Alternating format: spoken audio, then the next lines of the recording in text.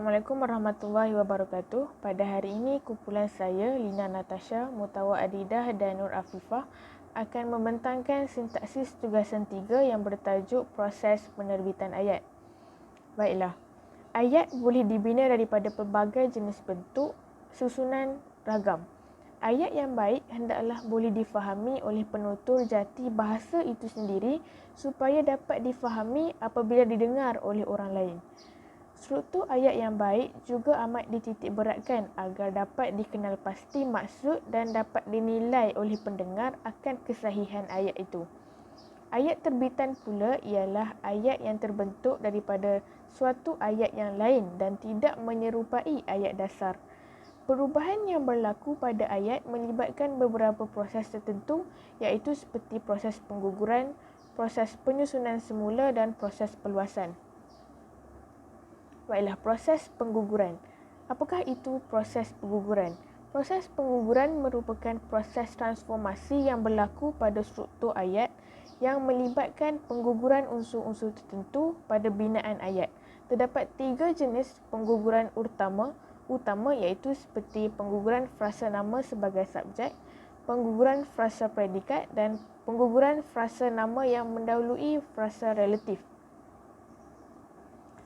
Pengguguran frasa nama sebagai subjek terbahagi kepada 2. Yang pertama ialah pengguguran subjek kata ganti nama diri orang kedua dan pengguguran subjek yang serupa dalam ayat majmuk. Pengguguran subjek kata ganti nama diri orang kedua ialah pengguguran yang melibatkan kata nama yang berfungsi sebagai subjek ayat. Pengguguran kata ganti nama diri kedua sebagai subjek. Contoh ayat, kamu bawa beg ini ke Padang. Apabila berlaku pengguguran, bawa beg ini ke Padang. Jika dapat dilihat, subjek iaitu kamu digugurkan di bahagian hadapan ayat dan terbentuk bawa beg ini ke Padang. Seterusnya, pengguguran kata nama inti bagi frasa nama subjek.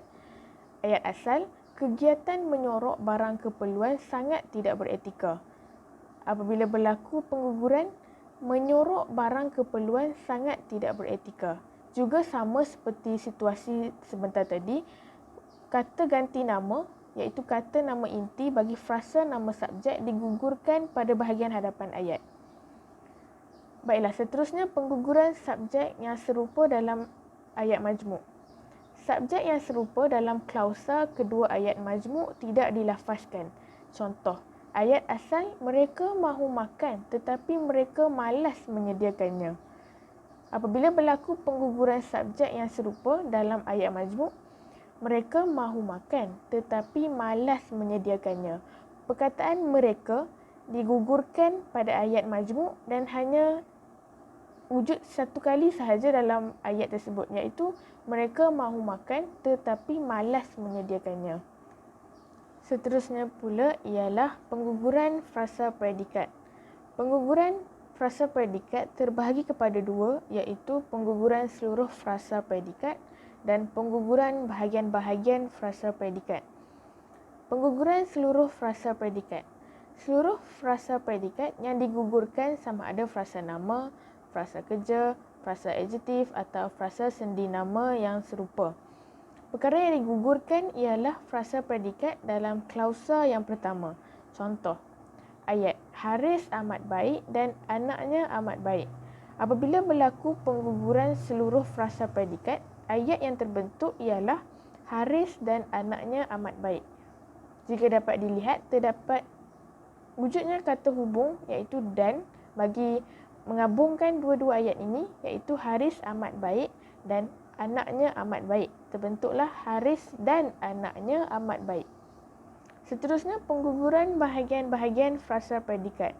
Pengguguran oleh tambah frasa nama dalam ayat pasif. Contoh, mangsa itu dibantu oleh orang kaya. Jika berlaku pengguguran, mangsa itu dibantu. Jika dapat dilihat, perkataan oleh orang kaya pada akhir ayat tersebut telah pun digugurkan. Seterusnya pengguguran kata bantu yang serupa iaitu kata bantu pada klausa yang kedua telah pun digugurkan. Contoh ayat, calon perlu bersabar dan perlu bertenang. Apabila berlaku pengguguran, calon perlu bersabar dan bertenang. Seterusnya, pengguguran frasa nama sebagai objek yang serupa, iaitu objek dalam klausa pertama digugurkan. Contoh ayat, saya menarik kerusi dan mengangkat kerusi. Apabila berlaku pengguguran, saya menarik dan mengangkat kerusi. Pengguguran frasa nama yang mendahului frasa relatif. Pengguguran yang berlaku ialah frasa nama yang serupa yang mendahului klausa relatif. Frasa nama yang menjadi objek dan mendahului frasa relatif juga boleh digugurkan. Contoh ayat, kita harus membantu pihak yang memerlukan bantuan. Apabila berlaku pengguguran frasa nama yang mendahului klausa ataupun frasa relatif, kita harus membantu yang memerlukan pertolongan. Perkataan pihak digugurkan di tengah-tengah ayat tersebut. Baiklah, proses yang seterusnya ialah proses penyusunan semula.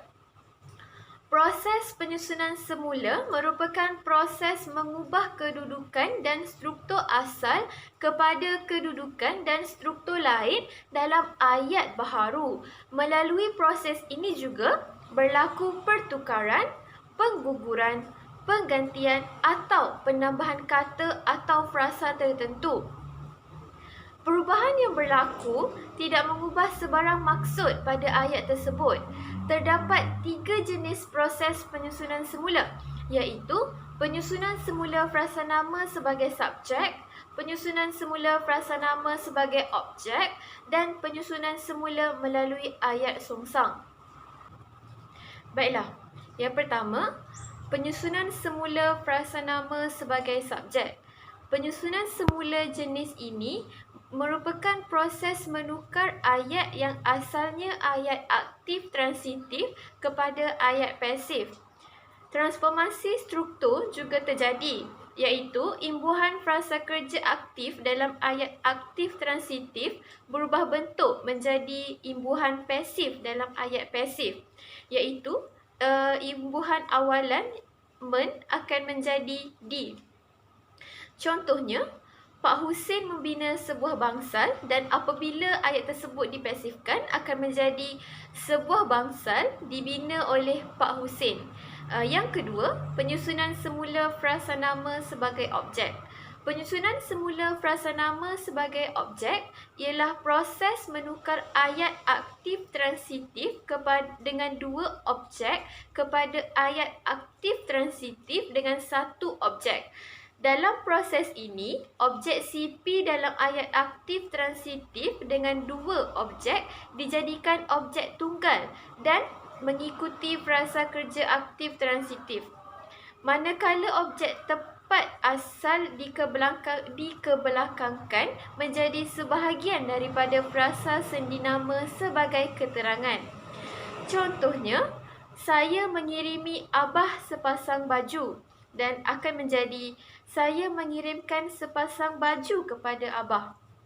Yang ketiga, penyusunan semula melalui ayat songsang. Penyusunan semula melalui ayat songsang ialah proses menukar kedudukan subjek dan predikat daripada susunan asal kepada susunan baharu. Dalam proses ini, konstituen predikat sama ada seluruhnya atau sebahagiannya dikedepankan untuk mendahului konstituen subjek.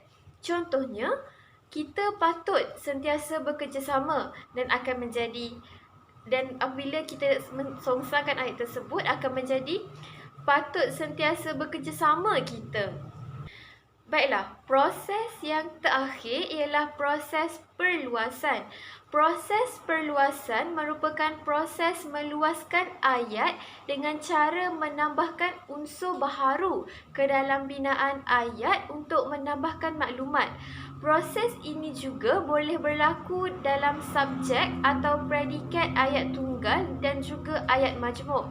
Proses perluasan terdiri daripada 4 jenis, iaitu perluasan frasa nama sebagai subjek, perluasan frasa predikat, perluasan dengan kata hubung dan perluasan melalui ayat komplementasi. Proses peluasan yang pertama iaitu peluasan prasanama sebagai subjek.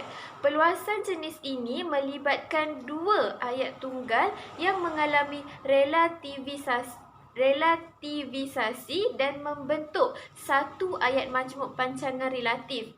Melalui perrelatifan ini, satu klausa relatif dipancangkan dalam konstituen subjek dengan menggunakan kata hubung yang. Contohnya, mereka amat takut, mereka diusik. Apabila kita melakukan proses peluasan, akan menjadi mereka yang diusik amat takut.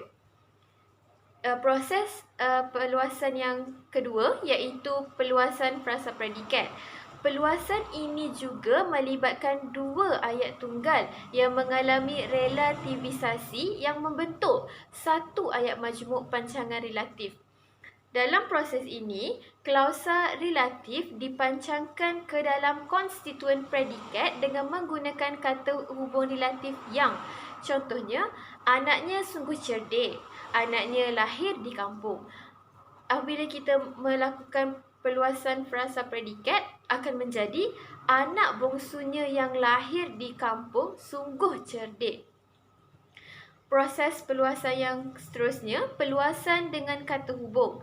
Peluasan ini terjadi dengan cara menggabungkan dua atau lebih klausa dengan memancangkan kata hubung gabungan dan kata hubung keterangan. Kesan peluasan ini terbentuklah ayat majmuk gabungan dan ayat majmuk keterangan. Contohnya, mangsa banjir tidak dapat pulang. Kediaman belum disediakan. Dan apabila kita melakukan proses peluasan yang kata hubung pada ayat tersebut, akan menjadi mangsa banjir tidak dapat pulang selagi kediaman belum disediakan. Proses peluasan yang terakhir iaitu peluasan melalui proses komplementasi. Klausa komplement dipancangkan ke dalam ayat berkenaan lalu membentuk ayat majmuk pancangan komplement. Jika ayat majmuk komplement itu ialah ayat aktif transitif, klausa komplement itu berfungsi sebagai frasa nama yang menjadi objek dalam binaan ayat itu. Contohnya, adik terus bertegas, kawannya mengambil pen itu. Dan apabila kita melakukan peluasan melalui proses komplementasi, ayat tersebut akan menjadi adik terus bertegas bahawa kawannya mengambil pen itu. Seterusnya, saya akan membincangkan mengenai pembentukan ayat majmuk yang terdapat dalam rencana yang telah kami analisis. Pada perenggan pertama, berlakunya proses pengukuran. Contoh ayatnya ialah, ilmu dan amal pula dapat meningkatkan kualiti kehidupan manusia. Ayat di atas dikelaskan sebagai ayat majmuk gabungan.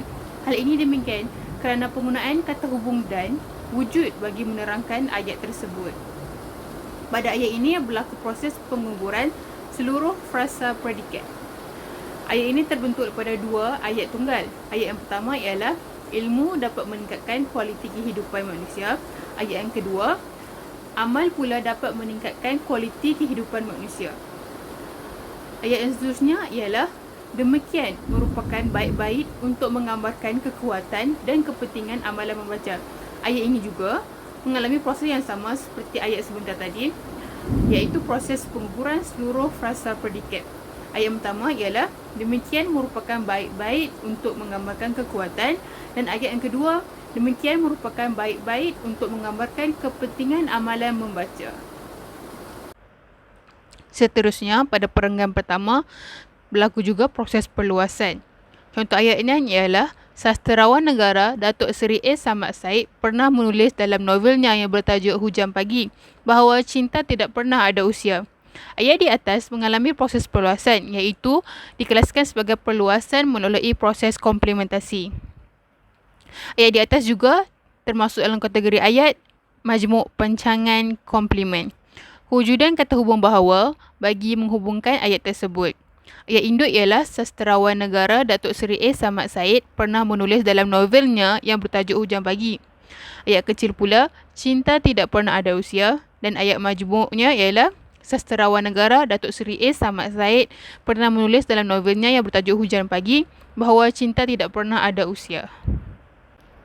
Seterusnya, pada perenggan kedua, berlakunya proses pengguguran dan proses penyusunan semula. Ayatnya ialah, baru-baru ini, Malaysia dipilih dan diiktiraf oleh Jawatankuasa Penasihat Kota Buku Dunia. Pada perenggan kedua ini, berlaku proses pengguguran pada ayat majmuk gabungan, iaitu proses pengguguran frasa nama yang serupa. Terdapat dua ayat yang digabungkan dengan menggunakan kata hubung dan serta kata nama khas. Contohnya ialah, perkataan Malaysia telah digugurkan pada ayat kedua. Seterusnya, proses penyusunan semula. Proses penyusunan semula yang berlaku ialah proses penyusunan semula frasa nama sebagai objek. Ayat ini juga boleh dipasifkan. Contohnya ialah Jawatankuasa Penasihat Kota Buku Dunia memilih dan mengiktiraf Malaysia baru-baru ini. Seterusnya, pada perenggan ketiga, berlakunya proses perluasan frasa nama. Contoh ayatnya ialah tema yang dibawakan oleh Kuala Lumpur bagi pembinaan Kota Buku ini iaitu KL Baca menyantuni masyarakat melalui pembacaan. Ayat ini telah mengalami proses relativisasi, iaitu berlaku pemancangan ayat ke dalam satu ayat lain sebagai frasa relatif kepada subjek ayat yang menerima pancangan. Proses penerbitan ini juga boleh dipasifkan untuk memperbaiki struktur ayat. Yang pertama ialah Kuala Lumpur membawa tema iaitu KL Baca menyantuni masyarakat melalui pembacaan bagi pembinaan Kota Buku ini. Ayat yang kedua pula, tema iaitu KL Baca menyantuni masyarakat melalui pembacaan telah menarik perhatian Jawatankuasa Pemilihan. Dan ayat yang telah dipasifkan pula ialah tema yang dibawakan oleh Kuala Lumpur bagi pembinaan Kota Buku ini iaitu KL Baca menyantuni masyarakat melalui pembacaan telah menarik perhatian Jawatankuasa Pemilihan. Selanjutnya, pada perenggan ketiga juga berlakunya proses pengguguran. Ayatnya ialah kriteria yang ditawarkan oleh Kuala Lumpur iaitu membaca dalam semua bentuk, pembangunan infrastruktur, industri buku dan akses digital. Ayat ini telah mengalami proses pengguguran iaitu pengguguran subjek yang serupa dalam ayat majmuk. Ayat yang pertama ialah kriteria yang ditawarkan oleh Kuala Lumpur iaitu membaca dalam semua bentuk. Ayat yang kedua pula, kriteria yang ditawarkan oleh Kuala Lumpur iaitu pembangunan infrastruktur. Dan ayat yang ketiga, kriteria yang ditawarkan oleh Kuala Lumpur iaitu industri buku. Dan ayat yang terakhir pula, kriteria yang ditawarkan oleh Kuala Lumpur iaitu akses digital. Dan apabila digabungkan, kriteria yang ditawarkan oleh Kuala Lumpur iaitu membaca dalam semua bentuk, pembangunan infrastruktur, industri buku dan akses digital. Sampai di sini saja pembentangan kami pada hari ini. Sekian, terima kasih.